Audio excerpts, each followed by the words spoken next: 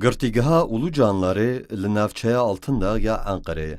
Ulucanlar di sala 1925 de ji aliyê plansazê bajaran Karl Christoph Lorscherê Alman bi hevkariya Wezareta Karên Navxweyî yê Tirkiyeyê ve hatiye avakirin.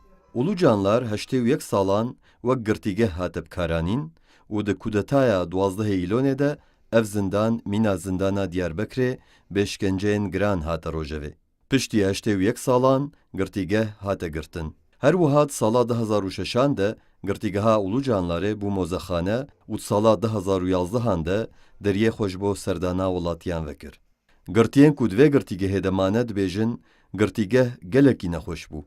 Cihê xwarin lê tê çêkirin nebû ve ew işkenceya li wan hatiye kirin dê tu caran neyê ji bîr kirin. İnsanların bir dönem büyük çileler çektiği yerlerin Ez 15 salan di girtîgeha Ulucanlarê demam. Piştî ku ev derbû se ez du caran hatim serdana vê derê.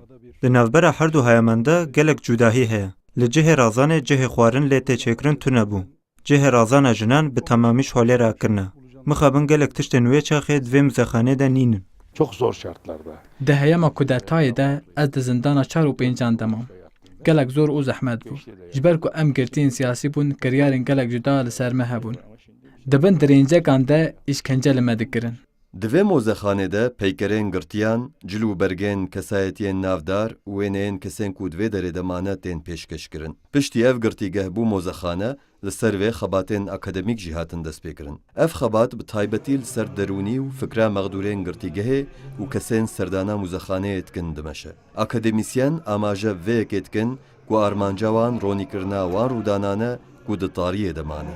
Yaşayan bir tarih olarak görmek ve Helbet em dixwazin derbarê zindana Diyarbekirê de jî xebatan bikin. Hûn dizanin ku li Ulucanlarê çi bû be, li Diyarbekirê jî heman tişt çêbûye. Bi van xebatên xwe em dixwazin ew tiştên ku nehatine axaftin bên rojevê. Helbet em ê bi ser bikevin.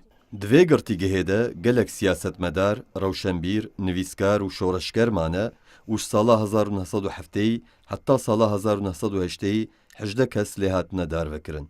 Erdal Eren, Deniz Gezmiş, Hüseyin İnan û Yusuf Aslan ji wan kesan bûn ku li Ulucanlarê hatine darvekirin.